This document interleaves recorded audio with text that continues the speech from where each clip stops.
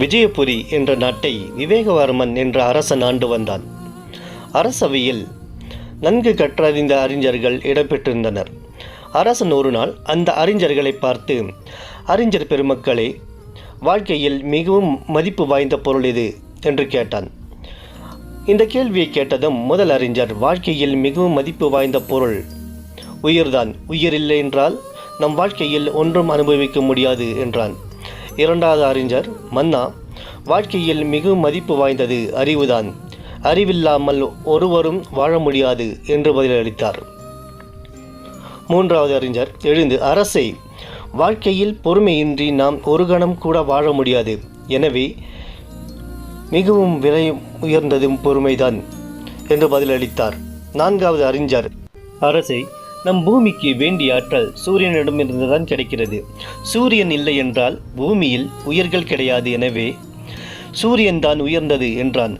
ஐந்தாவது அறிஞர், வாழ்க்கையில் அனைத்தும் இருந்தும் அன்பு இல்லாவிட்டால் மனிதன் வாழ்ந்து ஒரு பயனும் இல்லை. எனவே அன்புதான் மிக மதிப்பு வாய்ந்தது என்றார்.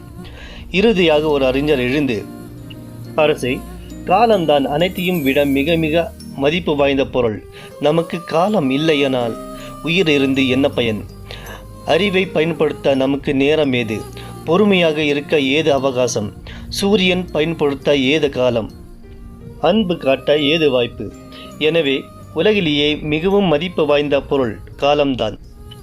ஆகவே அதனை வீணாக்காமல் நம்முடைய ஆக்கப்பணிகளுக்கு எந்தெந்த வகையில் எல்லாம் அதனை பயன்படுத்தி கொள்ள முடியுமோ அந்தந்த வகையில் எல்லாம் பயன்படுத்தி கொள்ள வேண்டும் என்றார். அரசர் அந்த ஆறாவது அறிஞர் கூறிய கருத்தை தான் சிறந்தது என்று பாராட்டி அந்த கருத்தை ஏற்றுக்கொண்டார். காலத்தின் அருமை குறித்து மிகவும் அழகாக விளக்கிய ஆறாவது அறிஞருக்கு அவர் மனம் விரும்பும் வகையில் எண்ணற்ற பரிசுகளை கொடுத்து பாராட்டினார். அது மட்டுமல்ல, அவரை தனது அமைச்சராக நியமித்து கௌரவப்படுத்தினார். மற்ற 5 அறிஞர்களும் அரசின் செயலை பாராட்டினர். நீதி. காலம்தான் இவ்வுலகில் விலை மதிக்க முடியாத பொருள். காலத்தை தவற விடுபவர்கள் வாழ்க்கையில் முன்னேற முடியாது. எனவே இளமையில் நன்கு கற்க வேண்டும்.